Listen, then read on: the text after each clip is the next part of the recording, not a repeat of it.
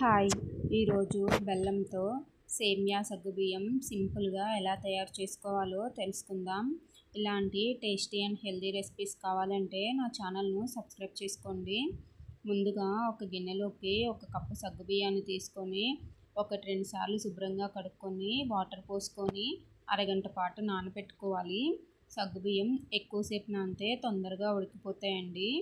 ఇప్పుడు stove on చేసుకొని ఒక మందపాటి గిన్నె పెట్టుకొని 2 స్పూన్ల నెయ్యి వేసుకొని మనకి నచ్చిన డ్రై ఫ్రూట్స్ వేసుకొని వేయించుకోవాలి. నేను కొన్ని గుమ్మడి గింజలు, పుచ్చగింజలు తీసుకొని వేయించుకుంటున్నాను. మీకు కావాలంటే బాదం, జీడిపప్పు, కిస్మిస్ ఏవి ఉంటే అవి వేసుకోవచ్చు.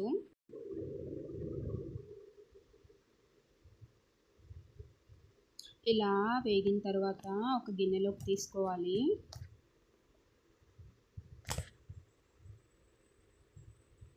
ఇప్పుడు అదే నెయ్యిలో కొంచెం సేమియా వేసుకొని కలుపుతూ వేయించుకోవాలి. నెయ్యి వేడిగా ఉంది కదండి, సేమియా మాడిపోతుంది, అందుకనే కలుపుతూ వేయించుకోండి.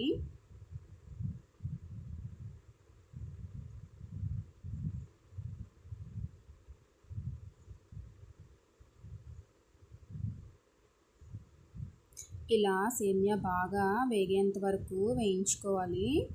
ఇప్పుడు మనం ముందుగా నానబెట్టుకున్న సగ్గుబియ్యాన్ని వేసుకొని ఒకసారి కలుపుకొని కావలసినన్ని వాటర్ పోసుకోవాలి.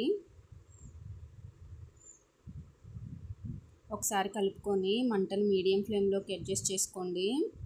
ఈ సేమియా సగ్గుబియ్యాన్ని అలా వదిలేయొద్దండి, అడుగంటిపోతుంది తొందరగా, అందుకని మధ్య మధ్యలో కలుపుతూ ఉండాలి. ఇలా మధ్య మధ్యలో కలుపుతూ ఉండండి. చూసారా, సగ్గుబియ్యం ఉడికిపోయాయి చక్కగా. ఇలా సగ్గుబియ్యం ఉడికేంత వరకు ఉడికించుకోవాలి. ఇలా సగ్గుబియ్యం ఉడికిన తర్వాత దంచి పెట్టుకున్న బెల్లాన్ని వేసుకొని బెల్లం కరిగేంత వరకు కలుపుతూ ఉండాలి. ఇలా కలుపుతూ బెల్లాన్ని కరిగించుకోండి, లేదంటే సగ్గుబియ్యం అడుగంటిపోతుంది.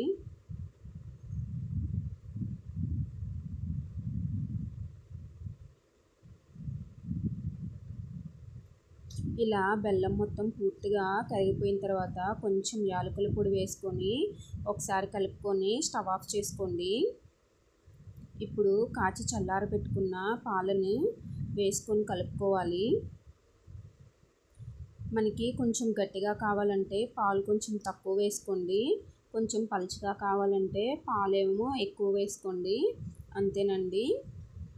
పాలు వేసి కలుపుకున్న తర్వాత మనం ముందుగా వేయించి పెట్టుకున్న డ్రై ఫ్రూట్స్ వేసుకొని కలుపుకోవాలి.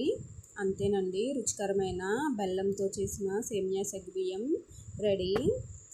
ఇలాంటి సింపుల్ రెసిపీస్ కావాలంటే నా ఛానల్ను సబ్స్క్రైబ్ చేసుకోండి, లైక్ చేయండి, షేర్ చేయండి.